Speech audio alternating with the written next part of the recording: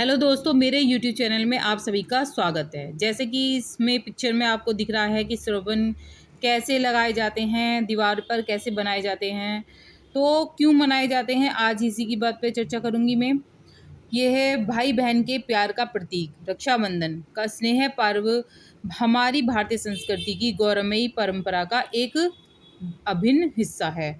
भाई की कलाई पर राखी बांधने को लेकर बहन बहुत खुशी से झूम उठती हैं।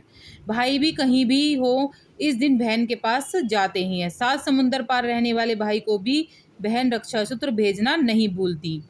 हर बहन भाई को याद कर दीवारों पर खड़िया और गेरू से दीवार पर रेखाएं खींचकर सरवन बनाकर अपने भाई का मोह बांध लेती हैं। समूचे उत्तर भारत में बहनों की यह परंपरा शिद्दत से चली आ रही है।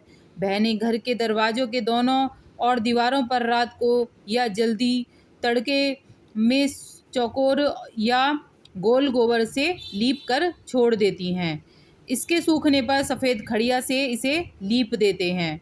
अगर मांडने या सरवर सफ़ेद बनाने हैं तो गेरू से भर देती हैं। सफ़ेद या लाल कैनवास तैयार हो जाने पर रेखाओं से आकृति बनाती हैं। सीधी आड़ी लकीरों के लिए धागे को रंग में भिगोकर दीवार पर रखती हैं और धागे के बीच से ऊपर खींचकर ढीला छोड़ देती हैं। एक सीख के आगे रुई लपेटकर एवं बांस की सीख के आगे से हिस्से को चाकू से थोड़ा चीरकर बीच में एक छोटी सीख फंसाकर 2 मुई कुंची तैयार कर देती हैं।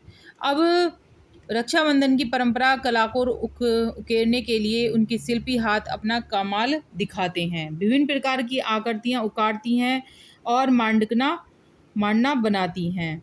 वैसे तो आजकल लोग बाग नए रेडीमेड मांडने ले आए हैं और यही लगाए जाते हैं। पहले लोग बाग थे वो अपने घरों में पहले उसकी वैसी ही तस्वीर बनाया करते थे गेरू और खड़िया से, वो ज़्यादा शुभ मानी जाती थी।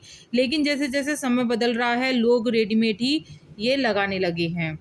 तो इससे क्या होता है, जीवन में खुशहाली आती है और भगवान के ये ज़रूर लगाने चाहिए और इनकी पूजा भी विशेष रखी जाती है। मांडना शब्द से लिया गया है, जिसका मांडना जो है मंडन शब्द से लिया गया है, जिसका अर्थ है सज्जा। मांडने के विभिन्न पर्वों, मुख्य उत्सवों, ऋतुओं के अनुसार वर्गीकृत किया जा सकता है। उसे आकृतियों के विभिन्न प्रकार के आधार पर विभक्त किया जा सकता है।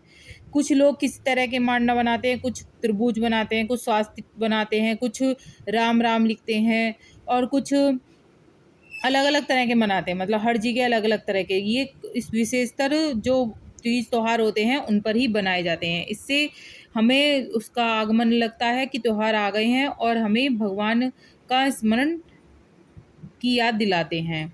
तो इस तरह से ये लगाए जाते हैं और इनकी पूजा विशेष की जाती है। इन पर जैसे दूध के वो बनाते हैं जवे, इनका भोग लगाया जाता है, मिष्ठान खिलाया जाता है। जैसे हम भगवान को राखी बांधते हैं ऐसे ही इनको भी राखी बांधी जाती है और राखी बांधने के बाद इनका भोग लगाया जाता है मीठे जवों का और उस पर पानी इन्हें पिलाया जाता है।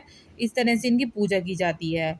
ये हर घर में शुभकामनाएं, शुभ चीज़ें लेकर आते हैं, इसलिए हर दहली पर, घर की हर दहली पर ये लगाए जाते हैं। वैसे तो आजकल रेडीमेड मिलने लगे हैं जैसा कि मैंने पहले कहा, लेकिन पहले लोग इन्हें खड़िया और गेरू से ही बनाते थे, वो और भी ज़्यादा शुभ माना जाता था। अब गेरू और खड़िया कागज़ों पर यूज़ करके भी लोग बाग इसे लगाने लगे हैं। इससे घर में बहुत ही भगवान का आगमन बना रहता है और इसकी कहानियाँ और भी जुड़ी हैं श्रवण कुमार की, वो विस्तृत